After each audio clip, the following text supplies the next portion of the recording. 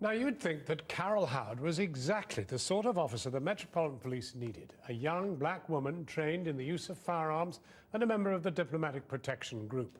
But an employment tribunal found she had been targeted, harassed and discriminated against by her superiors. And worse, evidence that the discrimination had been removed from an internal inquiry into her claims.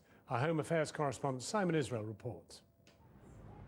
Carol Howard is one of only 2 black women among 700 officers in Scotland Yard's almost exclusively white Diplomatic Protection Squad.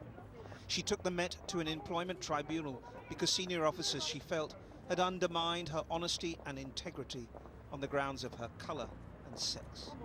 The tribunal agreed, but also found her case exposed a police practice of deleting allegations of discrimination from internal reviews on fairness. It's certainly a whitewash of discrimination allegations. It certainly is a whitewash. Because? Because there was evidence in Carol's case, there were findings and conclusions drawn by the FAW advisor, and they were deleted, and they were not going to be presented to us or the tribunal. And as the tribunal put in their judgment, that they're very concerned about this policy because it is a policy, and they admitted in evidence it was a policy to instruct advisors to delete any findings of discrimination. The Metropolitan Police, in a statement tonight, said, "We are very disappointed by the decision of the tribunal. We take the judgment very seriously and are naturally concerned by it." But it denied there was a policy of removing claims of discrimination. "We recognise that the practice of not considering them as an integral part of the process has caused concern, and this will form a key part of the policy review." This is déjà vu for the Met, 15 years on from the Stephen Lawrence inquiry, which branded the force institutionally racist.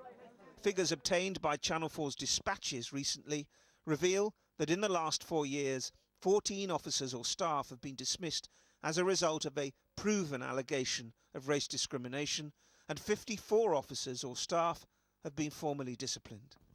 But do these figures paint an accurate picture of the scale of racial discrimination inside the country's largest police force? Given the tribunal's findings that allegations were deliberately deleted from an inquiry's report, how many other cases have had similar airbrush treatment? PC Howard became the Met's poster girl for the Olympic Games and the public profile for diversity. But that rankled some officers.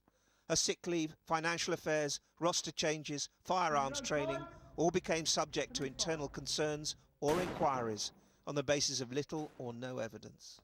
We've got a finding of guilt for direct discrimination in 2014. You know, it makes you wonder what that is all about when it comes to the Met being accountable for, what's happened.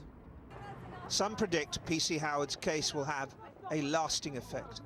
Compensation for what she's been through will be determined later this year.